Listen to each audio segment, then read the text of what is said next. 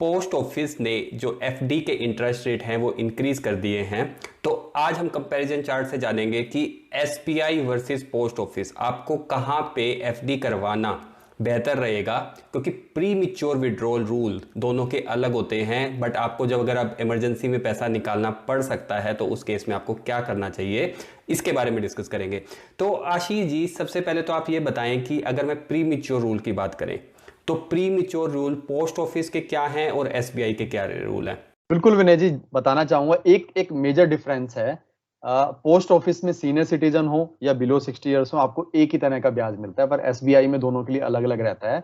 तो comparison chart से जानेंगे कहां पर आपके लिए ज्यादा ब्याज की पॉसिबिलिटी है, क्योंकि दोनों में आपका जो पैसा है पूरा सुरक्षित माना जाता है। दोनों गवर्नमेंट बैक्ड हैं। अगर हम बात करें तो आपको डिफॉल्ट के चांसेस नहीं है, आप बेफिक्र इसमें अपना पूरा पैसा दोनों में, या पोस्ट ऑफिस हो एसबीआई में, डाल सकते हैं।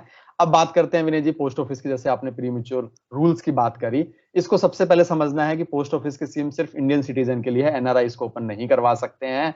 1000 रुपए से आप एफडी को स्टार्ट कर सकते हैं और उसके मैक्सिमम कोई लिमिट नहीं है, और कितने भी अकाउंट खोल सकते हैं अपने एफडी के पोस्ट ऑफिस में।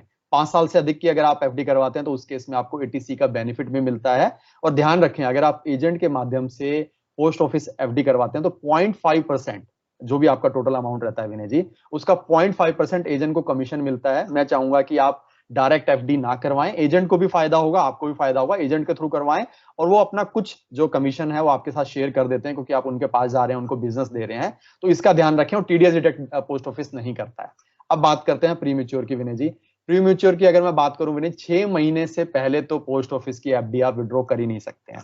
तो ये ध्यान रखना है कि जब भी आप पोस्ट ऑफिस में एफडी करवाएं, 6 महीने तक आप पैसा नहीं निकलवा पाएंगे।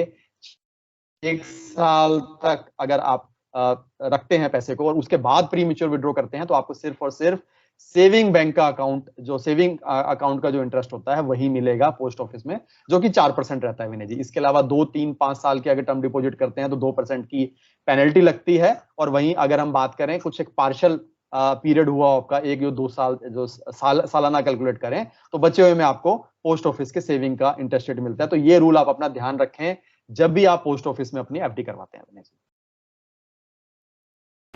तो आशीष जी, अब यहाँ पे मैं बात करना चाहूँगा कि अगर मैं कंपैरिजन करूँ कि पोस्ट ऑफिस का और एसबीआई का, क्योंकि दोनों सिक्योर हैं, इसमें मनी आपकी कहीं नहीं जाएगी, बट मुझे कहाँ पे ज़्यादा बेनिफिट मिलेगा अगर मैं एफडी करवाने जा रहा हूँ तो? कंपैरिजन चार्ट आपके सामने है विनय जी। जैसा मैंने आपको बोला था कि पोस्ट ऑफिस एफडी में सीनियर सिटीजन और बिलो 60 ईयर्स के लिए आपके इंटरेस्ट रेट सेम रहते हैं, और वहीं एसबीआई में आपको सीनियर सिटीजन को एडिशनल बेनिफिट मिलता है। तो क्लियरली अगर आप सेविंग में अकाउंट खुलवाते हैं, और सेविंग इंटरेस्ट की अगर मैं बात करता हूं विनय जी, तो पोस्ट ऑफिस 4% आपको ब्याज देता है, वहीं एसबीआई में आपको सिर्फ 2.7% इंटरेस्ट रेट मिलता है। तो सेविंग पर्पज के लिए पोस्ट ऑफिस बेटर है, सेविंग अकाउंट पर्पज से।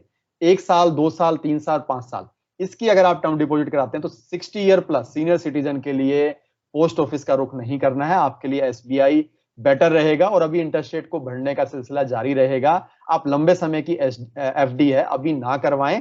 जनवरी फरवरी में आपके पास एक लॉन्ग टर्म के लिए पॉसिबिलिटी रहेगी, जहां पर आपका जो ब्याज है, दोनों बैंक की बात करें या पोस्ट ऑफिस की बात करें, वहां पर पीक आउट कर चुका होगा। तो उस समय आप लॉन्ग टर्म की एफडी करवाएंगे। अभी आप 1 साल की करवाएंगे तो उसके लिए आपके लिए पोस्ट ऑफिस के लिए 5.5%, एसबीआई में 5.45, और सीनियर सिटीजन जैसे मैंने बोला उनको तो पोस्ट ऑफिस की तरफ देखना ही नहीं है, 5.95% इंटरेस्ट रेट मिलता है। और बाकी इंटरेस्ट रेट भी आपके सामने स्क्रीन पे पहुंच करके आराम से देख सकते हैं विनय जी। ये कंपैरिजन चार्ट हमने आपके लिए लेके आए हैं पोस्ट ऑफिस और एसबीआई के बीच का।